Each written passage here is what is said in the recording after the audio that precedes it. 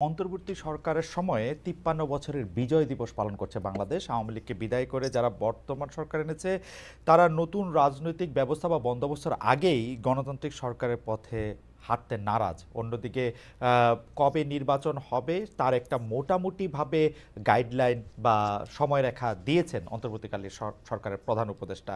এই দেয়াটা নির্বাচনী সংস্কারের আগে না পরে, কতটুকু সংস্কার করতে পারবেন সাংবিধানিকভাবে, সেগুলি নিয়ে নানা ধরনের কথা হচ্ছে। এখন এগুলি নিয়ে কথা বলতে এখন আমাদের সঙ্গে আছেন নর্থ সাউথ বিশ্ববিদ্যালয়ের রাষ্ট্রবিজ্ঞান বিভাগের অধ্যাপক ও যুক্তরাষ্ট্রের কোলগেট বিশ্ববিদ্যালয়ের শিক্ষক ডক্টর নাভিন মুর্শিদ। এবং ডক্টর নাভিন মুর্শিদ, আপনাকে আমাদের অনুষ্ঠানে স্বাগত জানাই। এবং আমাদের সাথে আরও রয়েছেন জাতীয় নাগরিক কমিটির যুগ্ম আহ্বায়ক, লেখক ও রাজনৈতিক বিশ্লেষক সারোয়ার তুষার। সারোয়ার তুষার, আপনাকেও আমাদের অনুষ্ঠানে স্বাগত জানাই। আপনারা দুজন আমাদের অনুষ্ঠানে সময় দিয়েছেন, এসেছেন, সেজন্য আমরা আপনাদের প্রতি কৃতজ্ঞতা জানাই। আমি প্রথমেই ডক্টর নাভিন মুর্শিদ আপনার কাছে যেতে চাই।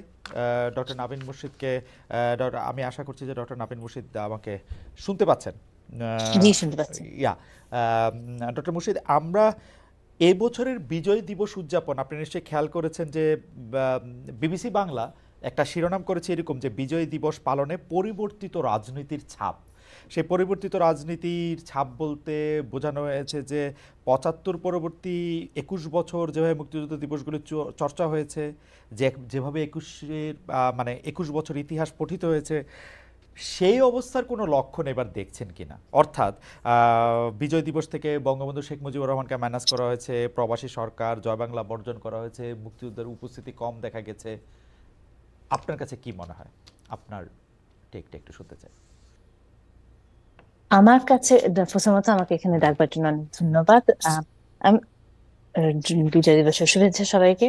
আমি বলবো যে এখানে যে কিছু পরিবর্তন যে আসেনি তা না, কিন্তু বড় আকারে কিন্তু যে খুব পরিবর্তন এসেছে সেটাও না। আমার মনে হয় কি যে অনেকেই একটু ভয়ে ছিলেন যে এই বিজয় দিবস আসলে ঠিক মতো পালন করতে পারবেন কিনা, এবং সেই জায়গা থেকে আমার মনে হয় সেই ভয়টা একটু চলে গেছে। যে সবাই আসলে আহ, যথাযথভাবে পালন করতে পেরেছে। বঙ্গবন্ধুর স্পিচ শোনা যায়নি, তো সেই একটা জায়গায় একটা ভিন্নতা এসছে।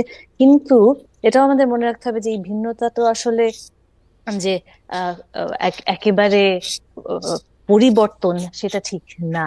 বিএনপি আমলেও তো আমরা ঠিক বঙ্গবন্ধুর স্পিচ শুনতাম না। তো এটা স্বাভাবিকভাবে যদি রাজনৈতিক বদল ঘটতো বা ইলেকশন হতো, তারপর অন্য কেউ সরকারে আসতেন, তাহলেও আমরা কিছু পরিবর্তন লক্ষ্য করতাম।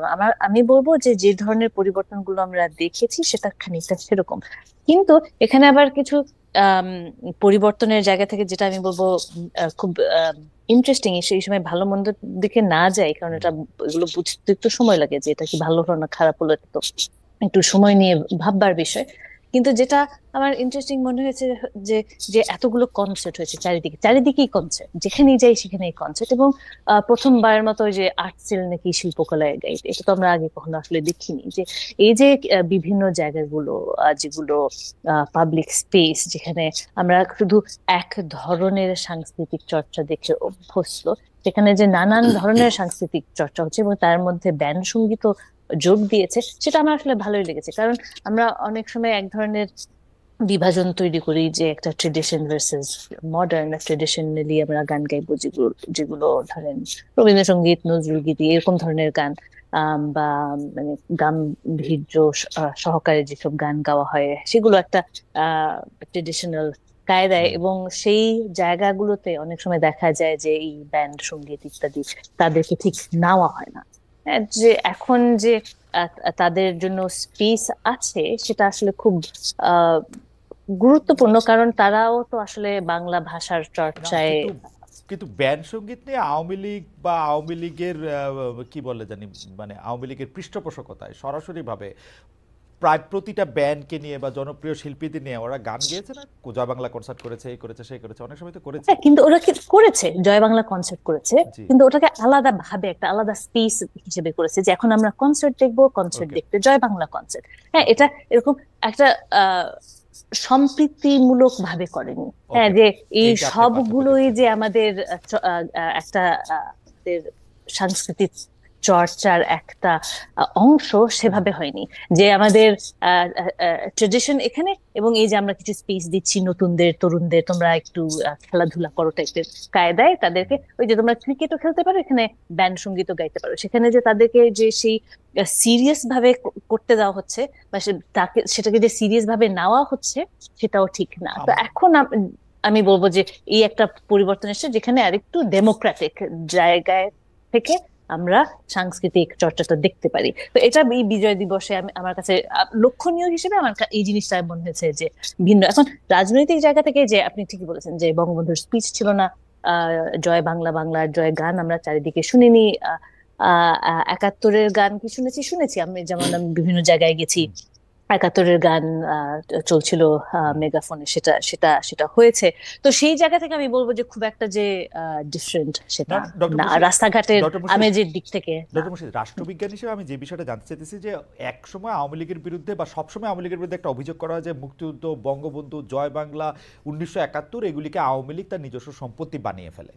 কিন্তু আমার প্রশ্ন যে এই সম্পত্তি বানানোর জন্য আওয়ামী লীগের বিরোধী যারা পক্ষ আছে, যেমন ধরেন এখন আসলে আওয়ামী লীগের সরাসরি বিপক্ষের লোকেরাও নাই, মানে আপনি যেরকম বিএনপি, জামাত, তারাও নাই, এখন একটা মোটামুটি অন্তর্বর্তীকালীন সরকার আছে, তারাও কিন্তু আওয়ামী লীগের হাতেই সেই বয়ানগুলি তুলে দেয় কিনা যে আওয়ামী লীগ ছাড়া বাংলাদেশে জয় বাংলা হবে না, মুক্তিযুদ্ধদের যথেষ্ট সম্মান দেওয়া হবে না, 1971 সেভাবে স্মরণ করা হবে না, 71-এর সঙ্গে আরও 5টা জিনিস একসাথে মেলানো হবে, বঙ্গবন্ধুর কোনো অস্তিত্ব থাকবে না, 7ই মার্চের কোনো চর্চা থাকবে না, কোনো ভাষণ থাকবে না। এইটা কি, মানে আপনার কাছে এটা কি মনে হয়? This is like okay? Of course it's not okay. মানে এটা এটা যদি মানে এটা এটা তো আমাদেরও একটা ক্ষোভ ছিল যে 71 কেন খালি আওয়ামী লীগের হবে, 71 কি খালি আওয়ামী লীগের নাকি, বঙ্গবন্ধুই বা কেন খালি আওয়ামী লীগের হবে, এটা তো সারা দেশের নেতৃত্ব দিয়েছেন। কেন 7ই মার্চের ভাষণ একটা গুরুত্বপূর্ণ ভাষণ না, এটা নিয়ে আপনার ডিবেট থাকতে পারে, এটা নিয়ে আমরা আলোচনা করব, অনেক আলোচনা করব, কিন্তু এটা খুব ভীষণ গুরুত্বপূর্ণ একটা স্পিচ। তো এই এগুলো তো আমাদের ইতিহাসের অংশ, সেগুলো তো আসলে আমরা মুছে ফেলতে পারি না। যে সেখানে যদি একটা ফোর্স আসে যেখানে বলছে যে না, এগুলো আমাদের নতুন করে ভাবতে হবে, সেটা খুবই প্রবলেম্যাটিক আসলে। হ্যাঁ, আমাদের ইতিহাস তো আমরা আসলে মুছে ফেলতে পারি না। তো সেখান থেকে আমি বলবো যে অবশ্যই যদি এখন এমন একটা জায়গায় আমরা যাই যে এগুলো নিয়ে আমাদের তর্ক করতে হচ্ছে, এটা একটা সমস্যাজনক দিক হবে। কিন্তু আমি এটাও বলতে চাই যে যেহেতু এরকম কিছু আপনি যেহেতু বললেন, এবং আমি অনেক সময় এটা শুনিও, হ্যাঁ, যে এরকম একটা ভয় তো নিশ্চয়ই কাজ করছে কিছু মানুষের মধ্যে। তো এইটা এই সময়ের চ্যালেঞ্জ, মানুষজনকে প্রুভ করা যে এইটা এজেন্ডা না, যে এখানে যারা পরিবর্তন চাচ্ছেন তারা পরিবর্তন চাচ্ছেন একটা ফ্যাসিস্ট সরকারের, ফ্যাসিস্ট মননের, ফ্যাসিস্ট সংস্কৃতির পরিবর্তন চাচ্ছেন। এই পার্থক্যটা করতে হবে। ফ্যাসিজম আর মুক্তিযুদ্ধ তো একই জিনিস না।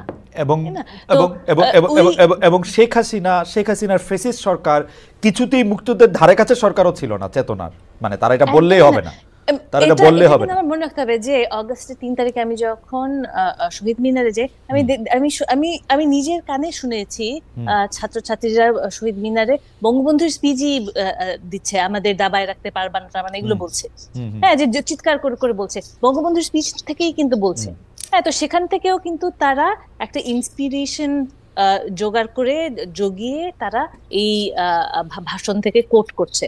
তো এখন তার পরবর্তী সময়ে তো আমরা বলতে পারি না যে ইট ডাজন্ট ম্যাটার, না, যে এটা আমরা মুছে ফেলি। হ্যাঁ, যে আমাদের ইন্সপিরেশনের জায়গায় সেটা আছে।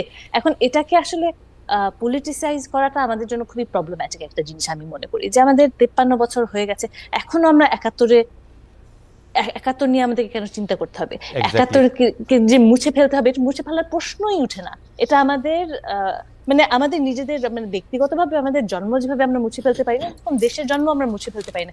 এই দেশটা আছে, এই দেশটা আমাদের, এই দেশটা সকলের। এবং আমার মনে হয় যে যারা যারা মানে আমার কাছে ভাবতে খুব অবাক লাগে যে এরকম কেউ থাকতে পারে যে আসলে মুছে ফেলতে চায়, এবং তারা যদি ওই দিকে যায় তাহলে সেটা অবশ্যই সমস্যাজনক। কিন্তু আমার ধারণা যে যারা অন্য অন্য ধরনের মত পোষণ করেন, তারা আসলে হয়তো চায় যে বাংলাদেশের অন্য একটা রূপ থাকুক। হ্যাঁ, বাংলাদেশ মুছে যাক সেটা নিশ্চয়ই চায় না। তো সেটাও আবার আলোচনার জায়গা, সেটাও আবার ডক্টর মুর্শিদ, আপনার বক্তব্য পর্যায়ে পরিষ্কার। আমরা পরবর্তী প্রসঙ্গে আপনার কাছে আসবো, তবু আমরা একটু জনাব সারোয়ার তুষারকে একটু শুনতে চাই যে এই বিষয়ে আপনার টেক কি। আমি আর নতুন করে প্রশ্নটা করলাম না, আপনি বা আপনার জন্য প্রশ্নটা আমি একটু পরে করবো, আপনি এই বিষয়ে আপনার একটু মতামত আমরা একটু শুনতে চাই। খালেদ ভাই ধন্যবাদ। প্রথমত আমাকে আপনি স্বাগত জানিয়েছেন, আজকের প্রোগ্রামে আমন্ত্রণ জানিয়েছেন। যে আলোচনাটা নাভিন আপা করছিলেন তার সাথে আমি অনেকাংশেই একমত, মানে অনেকগুলো দিকে। যে আমি এগিয়ে গিয়ে আমি শুধু যেটুকু বলতে চাইবো সেটা হচ্ছে যে আমরা খুব পরিষ্কারভাবে শুরু থেকে বলেছি আমাদের জায়গা থেকে যে 71 ইজ নন নেগোশিয়েবল। 71-কে আমরা মানে নেগোশিয়েট করার মতো মনে করি না। অবশ্যই এটা আমাদের ইতিহাসের অংশ এবং আমরা এটা মানে গর্বিত উত্তরাধিকার মনে করি নিজেদেরকে। কিন্তু সমস্যাটা হচ্ছে যে আওয়ামী লীগ এটাকে যেভাবে ব্যবহার করেছে, মানে গত 15 বছরে মুক্তিযুদ্ধের চেতনার নাম দিয়ে, এটার কারণে একটা এবার যখন আওয়ামী লীগের পতন ঘটলো তখন একটা আশঙ্কা তৈরি হয়েছিল যে, যেটা নাবিন আপা বললেন, যে আসলে বাংলাদেশে আর 71 থাকবে কিনা এরকম। এবং এটা প্রচুর প্রোপাগান্ডাও ছিল আওয়ামী লীগ এবং বিশেষত দিল্লির দিক থেকে এই ধরনের একটা মানে অন্তত তাদের জনপরিসরে এই ধরনের কিছু প্রচারণা আমরা লক্ষ্য করেছি। কিন্তু সেইখান থেকে আমরা কিন্তু 71 যে আমরা যেটা লেগেসি বহন করি সেটা আমরা আমাদের বিভিন্ন কর্মসূচির মধ্য দিয়ে 14ই ডিসেম্বর, তারপরে 16 ডিসেম্বর বিজয় দিবস, বিজয় র্যালি করা ইত্যাদি অনেক ধরনের কর্মসূচির মধ্য দিয়ে আমরা এটা করেছি। যে 71-এর যে যুদ্ধটা বা আমাদের মুক্তিযুদ্ধ যেখানে গিয়ে আসলে এটা বেহাত হয়ে গেল, বিশেষত এই কারণে আওয়ামী লীগকে অনেক দায় নিতে হবে, যেহেতু তারা এটাকে পুঁজি করতে চেয়েছিল। সেখান থেকে এখন এবারের বিজয় দিবস ভিন্ন একটা তাৎপর্য আমাদের সামনে হাজির করেছে। সেটা হচ্ছে যে এবারের বিজয় দিবসে আমরা এটাকে দলীয় যে আওয়ামী লীগের যে একটা কি বলবো এটাকে আওয়ামী লীগের দখল মুক্ত করা গেছে এবারে বিজয় দিবসকে। সেই দিক থেকে এবারে বিজয় দিবস অবশ্যই স্পেশাল ছিল এবং আমরা খুব স্পন্টেনিয়াসলি অংশগ্রহণ করেছি। জনাব তুষার, আমার কিন্তু এই ব্যাপারে কোনো মানে দ্বিধা নাই, বলতে দ্বিধা নাই।